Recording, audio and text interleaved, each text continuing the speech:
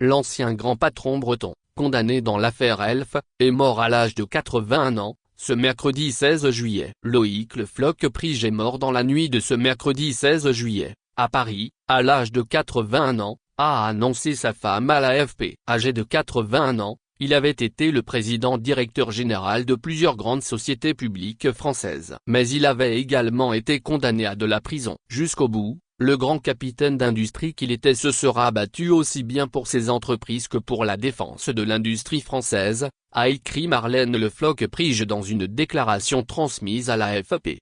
Condamné pour malversation financière, Loïc Le Floch-Prige a dirigé des grandes entreprises françaises comme Rhône Poulenc, 1982-1986, Elf Aquitaine, 1989-1993, racheté par Total en 1999, GDF, 1993-1995, et la SNCF, 1995-1996. Loïc avait une passion pour la France qu'il a servi avec détermination aussi bien dans le monde du privé qu'en grand serviteur de l'État, ajoute son épouse dans son message.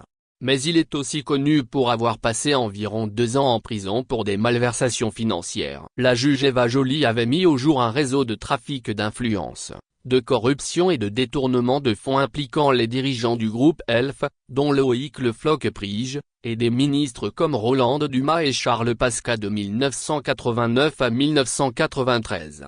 Comme il a été président d'Elf, il a payé les pots cassés.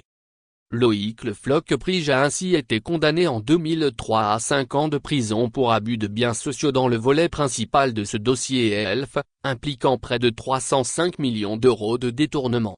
Il avait été libéré avec 3 ans d'avance en avril 2004, invoquant des raisons de santé, mais avait dû, en septembre 2010, retrouver quelques mois cette prison qu'il ne supportait pas. Comme il a été président d'Elf, il a payé les pots cassés, estime sa veuve auprès de l'AFP. En 2012, il est arrêté en Côte d'Ivoire puis extradé au Togo, où il est placé 5 mois en détention provisoire dans une affaire d'escroquerie. Rentré en France l'année suivante, il clame son innocence. Ces dernières années, il exerçait des activités de conseiller dans l'industrie, son cheval de bataille, et jusqu'au bout, il travaillait encore, explique sa femme.